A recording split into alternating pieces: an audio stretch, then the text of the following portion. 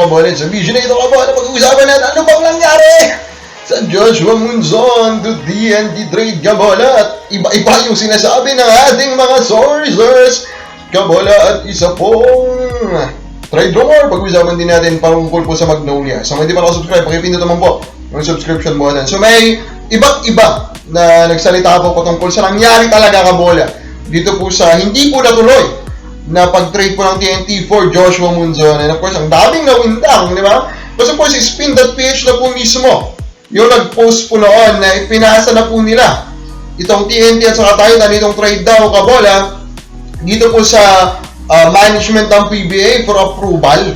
Kaya hinihintay na lang natin kung matutuloy po ba na Celso at 2029 first round pick ng TNT ang magiging kapalit po ng isang Joshua Monzon. Then, the following day, kabola, ngayong umaga lang, nagsi-post itong iba't ibang mga sports sources natin. Una, si Juan Manila, kabola. Si Juan Manila, ang explanation niya ganito. Sabi po ni Juan Manila na supported po ni Boss Snow Badwa, the same Snow Badwa na una po ulit kabola, na nagpakalat na target po ng TNT si Monzon. And of course, proven to be true again. Now, ang explanation po ni Juan Manila kabola is that ito pong Titan kabola, yung daw po naganap na trade na ito is sa level lang po daw ng coaching staff kabola. At nung dumating na daw po sa management, hindi na po daw sila pumayag. So, they're talking about the management po of Titan kabola.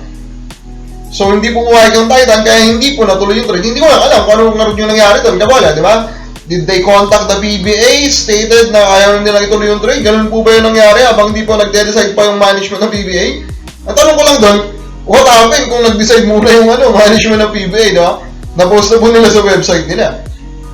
Sila po ba ay aatras pa din kabola? Mga ganong tanungan. Dito naman po sa tiebreaker times, of course, alam natin ito, kompetensya po ng Spin.ph. Medyo iba po yung kanilang explanation. More of, it's still a decision po of the Titan management. Pero now, kabola, ang main reason daw is they want more. Kabola, especially with the injury of Brian Sahonia. Ano po is Brian Sahonia, kabola, di ba? Siya po actually isa pang player po ng Titan na maingay po sa trade rumor, kabola. Now, hindi po ito natuloy kabola. So ngayon, maghihintay tayo kung ano po yung next possibility. Pero by the way, dito po sa article po ng Tiebreaker Times, meron po dito interesting kabola na nabanggit. Ito nga po daw na ang unang napag-usapan daw na trade kabola, hindi ito binanggit ni Snow Badwa, hindi rin nabanggit ang Juan Manila, was ng Batak and Eram for Monzon and Ambohot. And for me, this is very, very interesting. Of course, yung Titan kabola. Kasi kahit maganda po si Eram kabola, ito po kasing si Ambohot, talagang sa sobrang tagal na rin po niya kabola, nakadalawang team na siya, nakadaming coach na po siya, hindi pa rin niya talaga makuha yung consistent minutes kabola, consistent opportunity. So, by this point, we can assume kabola na maybe yung talagang problema o pagdating po dito kay Ambohot is siya po. Hindi ba kabola? So, with that, ito pong trade na ito, pag titignan mo at first glance, sasabihin mo siguro, medyo pantay. Pero overall still, di ba, kilala nyo na, kapaulit ko na siya. I'm a believer of his defense, kabola. And yung difference po ng Monzon kay ng Batak, kumpara sa difference po ni Eram kay Ambohot is malayo. Malayo pa rin po na advantage pa rin po yung makukuha po dito na. Now, one thing is, na parang ini-imply din nito kabola, is that the top management may have heard kabola yung mga sinasabi po ng mga fans, di ba? Pagka-post kahapon, di ba? Nung kumalit na siya, yung buzz po talaga is again negative.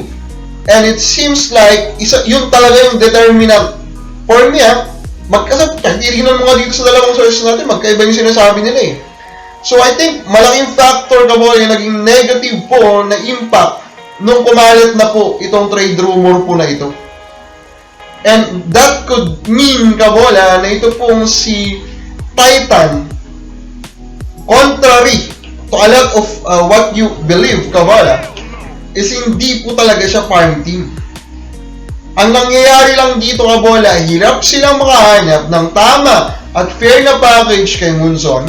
Kasi si Munson nga po is naghahanap po ng malaking kontrata. Kasi patapos na rin po yung kanyang kontrata. Now, ito po isa pang mainit po na trade rumor. Nabanggit po ito a week ago, kabola. Si James Laput daw ng Magnolia nasa trade block. And of course, gumaganda na po yung laruan po nung Cliff Hopia, yung kanilang free agency signing po ng Magnolia Hotshots, na siyang kumain po actually dun sa supposed na playing time nito pong si Laput, kabola. And dahil dyan, hindi nakapagtaka na ipunta po nila sa trade block. Although, I still believe na they do not necessarily need to keep him there. Kasi, yung bibilangan mo po ngayon, dahil po si Scotto is nasa injury na po, kabola, usually kasi dapat around 3 deep ka sa center eh.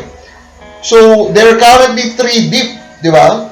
We have Sangkalang there, of course, Hopia, and then of course, ito nga pong sinapot. So, they're already 3 deep. Nasa tamang depth lang po sila sa kanilang center rotation. So, I do not really see the point of them considering, kabola, trading ito nga pong si James Laput, kabola. And I actually still believe that Laput is a high potential guy. This guy is 6'10", kabola. 6'10" pa rin to. And you can see the body naman. The body is legit. Diba? The body of this guy is legit. Now, punta muna tayo sa mga trade suggestions. Before ba, tapos ito ang video. Ito po isang trade suggestion na nabasa natin. From John Coshod, Christian David daw. In exchange for a future first and a second round pick. For me, this is a good deal. This is a good deal for Blackwater League, especially if you realize again na yung 56 season na draft, kabola, is basically equivalent to 2 drafts, and a second round pick is like a first round pick na late. So they're basically getting 2 first round pick for David. We just heard, kabola, that they can only give a first for Munson. E di okay na to for Blackwater, kabola. Ito yung makukuha nila for Christian David. Deal agad ito kung ako lang, ha. Now, ito naman. It's an interesting trade idea. Ito daw kung sa Isaac Go, si Torres for Munson. So, Ginebra giving up their 2 centers to get Munson. Actually, for me, trade value-wise, we're talking about a 6'6" modern center in Torres, veteran center, and Isaac Go, a 6'8" modern center, kabola. For me, this trade value-wise, because Isaac Go is still a 6'8", malapit-lapit na to, and this is kinda looking fair for me. Pero mahirap itong paniwalaan na mangyayari or even i-offer po na Ginebra.